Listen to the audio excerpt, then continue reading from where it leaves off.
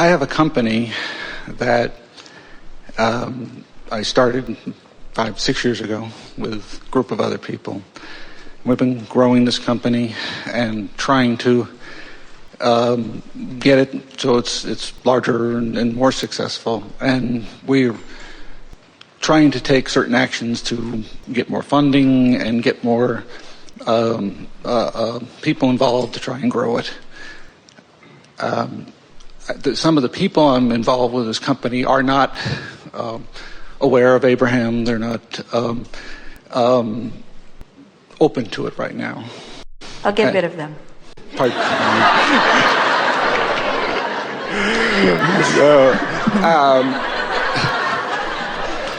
So I'm trying to find ways to practice the teachings, trying to use this approach, but I get a lot of things that we do to try to, in the past, that we've tried to do, it's by taking actions and things. And while I'm trying to practice some of your methods, what I end up with is being bombarded with them saying, well, what are we doing? What actions are we taking? What can we do? And you have to be doing something because I'm running the place.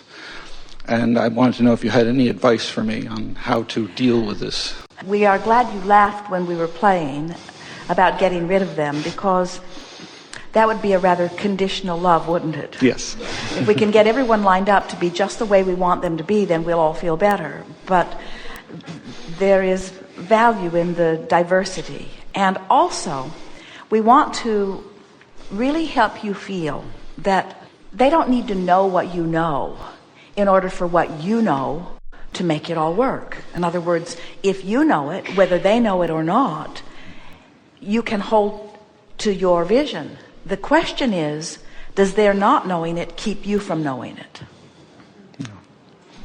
In other words, if you observe them, if they're clamoring, what do we do, what do we do? And you are drawn into that, then your vibration gets watered down. But if you can see yourself as the visionary, we think that what you're realizing, and a lot of you who are beginning to understand the power of vibration, the power of thought, the power of alignment, it's as if you have your foot in one world and one in the other. It's in the world of knowing that it's about thought, and then there's the world of action.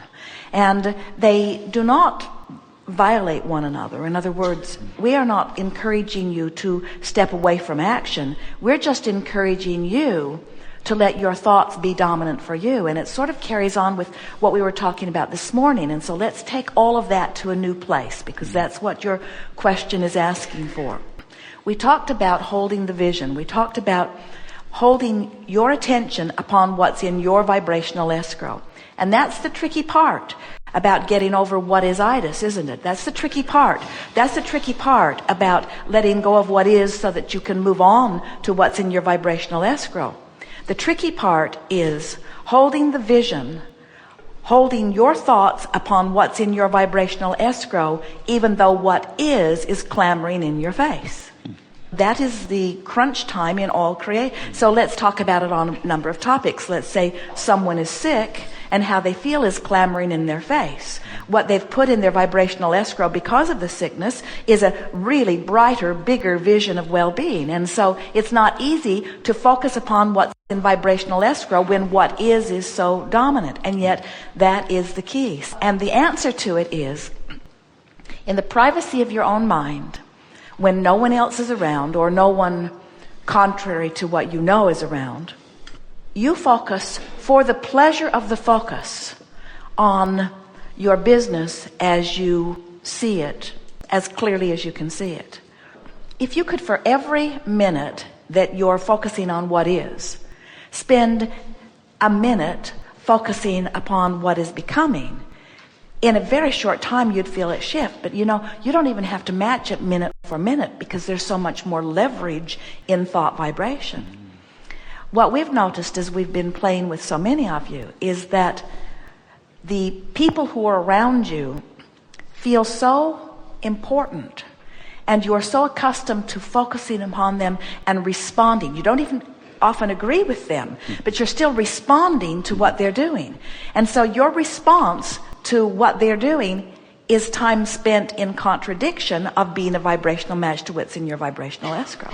So this sales job we're doing here is just to say to you that 10 minutes, once or twice or maybe 3 times a day, seeing your vision as you want it to be would more than compensate for a whole day of people clamoring. But what happens is so many of you get so involved in the clamoring that you don't take the 10 minutes 2 or 3 times a day. And then you don't feel the power of it, the power of the leverage of it, because you're just not using it, you see. So we want you to go away with these things pulsing in your primary vibration. And that is, what anybody else thinks doesn't matter, no matter how deeply involved they are in it. My attunement to this vision will supersede all of that. And so now my job is just to stay in alignment, and law of attraction will take care of everything else. Now this is where it gets a little complicated, where you wish you could talk to them more about the details of this, because they're saying, what should we do, what should we do, what should we do? And you're saying, I'm holding the vision, I'm holding the vision, I'm holding the vision. And they say, yeah, but what should we do, what should we do, what should we do? Yes. And we would like you to be able to say to them, hold the vision, that's what you should do, is hold the vision. But they're not ready to hear that, so you want to draw them out without them really knowing it. So you can do that by telling them what your vision is and asking them for their vision. In other words, start calling that forth from them. Say, I know this is where we are, but where is it that we're going? Let yourself become known as the one who's looking down the road, not ever looking back, and certainly not looking down. Start using that terminology. I'm looking down the road because I've found that the more I look down the road, the more pleasurable the journey is. And whether you put it into that weird Abraham ease or not, doesn't matter. Just see yourself and demonstrate that you are one who looks down the road. I have tried and convey these without getting into the details, but trying to tell them that, look, we've got to look at things in a positive aspect. We've got to look at the good parts. We've got to look at, what are we doing right, and build from there, and to try to get at least a good feeling going so that they'll work from that point. Here's the thing that we really want to get across to you right now. Keeping them happy is not your job. And even if they're not happy, it won't mess up what's happening in your business. But if they make you unhappy, that will mess it up. Mm-hmm. You see what we're getting at? Yes. In other words, what they're doing and all their clamoring and all of their wanting to act and all of their believing that they haven't figured out what to do or not sure that what they're doing is the right thing, all of that, we don't want to hurt anybody's feelings, is irrelevant. What is relevant is you holding the vision. It's not even relevant that they hold the vision. You just have to keep them from causing you not to hold the vision. One who's connected to the stream is more powerful than 1,000,000 who are not. So it really doesn't matter what they're doing. You have the ability to hold the vision, and when you do, law of attraction will solicit from all around you things that match that. You could have a really unruly band of people that you are merrily moving along with, who don't understand anything about law of attraction, who are beating the drum of what they don't want, who are mostly well-meaning and who you have gathered carefully, who have lots of positive aspects and lots of negative aspects. They could be a real mixed bag, as most bags are. And you've figured out finally how to keep yourself pretty happy, because when you think about where you're going, you always feel good. It's only when you take score about where you are in relationship to where you're going that you don't feel so good. So you're keeping yourself feeling really good, and they are or they aren't, but that's not anything for you to worry about. And if you're able to keep yourself feeling optimistic more than pessimistic, and eager more than depressed, and looking forward rather than worrying, if you can hold yourself just pretty consistently there, what happens is they come around. They come around or they go someplace else. But that's not for you to worry about. Mm-hmm. If you have people in your life that are displeasing you and they keep staying in your life, it's because you keep noticing that they're displeasing you, and your attention to that is what's holding them there. If you find things within them that are pleasing you and you give that your attention, then you hold those parts of them to you. You're not going to find anybody that's a perfect match to your vibrational escrow. It's your job to be that, you see. As a creator, Life helps you to form your vision of what you want, which is ever changing. And here is the most significant part of this. Focus upon the vision because anything less is uncomfortable to you. Not because you're focusing upon the vision to make it happen. Now you've got it. Now here's the big piece that you've led us to, and this is so good. So you have this vision, and you have these people that don't see it, but then it's not their job, it's your vision. So you have this vision, and then you have these people that don't see it, but it's not their job, it's not their vision. So you have this vision, and then you have these people that don't see it, but it's not their job because it's not their vision. So you have this vision. You have these people that don't really see it because it's not their vision, it's your vision. So you have this vision. So you have this vision. You have this vibrational escrow. And now you're focused upon something they're doing which is causing you not to see your vision. And in not seeing your vision, you feel bad. And it feels like it's their fault. But it's not their fault. You're just not looking at your vision. Isn't that interesting? In other words, it feels like everybody should help you to see your vision. It's not their job, it's your vision. It's your vibrational escrow.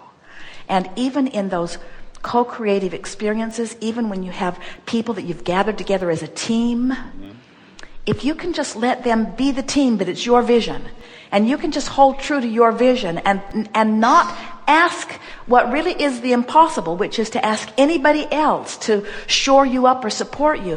You're going to feel an autonomy and a control and an effectiveness and an empowerment that we cannot even find words to describe. And then what happens is the team that's surrounding you constantly morphs to match your vision. But when you go about it the hard way, which is, I got to get you to do the things that I need you to do so that I can see my vision, it's like pushing a noodle. It never works. We are appreciating beyond our ability to find words your willingness to sit and pore with us over the nitty-gritty of your experience, all for the sake of coming back into the remembering that you are vibrational beings and that life is supposed to be good for you. We think it's way more conversation than any of you ought to have. We would like to just zap you with a worthy stick and get it over with. We would like you to love yourselves as we love you, but you've been practicing not loving yourselves as we love you, and you feel the discord of that. We're just here to remind you that there is so much love for you and so much appreciation of that which you are, that whenever you feel any negative emotion, it means that you're using something as your excuse to depart from the true nature of who you are. And it's right that you would throw a little hissy fit over that, because you're supposed to feel good. Life is supposed to be good for you. You will never get it done. None of us will. That's a good thing. And you can't get it wrong because you can't ever be done with it. So if it feels wrong, just focus it into something that feels right. It really is that simple. There is not something or someone outside of you that is holding you accountable for every thought, word, and deed that you offer, because you are known to be evolving beings that must explore in order to expand. It's all part of the rightness of this eternal nature of that which we are. So there are two things that we want for you as you move forward from this point. And the first and most important is, make a decision that you're going to make peace with where you are. Meaning, give yourself the benefit of the doubt and be nicer in your conversation to yourself. Because in making that effort, you will automatically turn in the direction of who you are. And the second is, make a decision that you are going to be less and less every day distracted from the vibrational escrow that is truly you. Don't blame the distractors, because you are the one who is distracted. And when it happens, don't blame yourself either. Just shore up your determination to be who you are.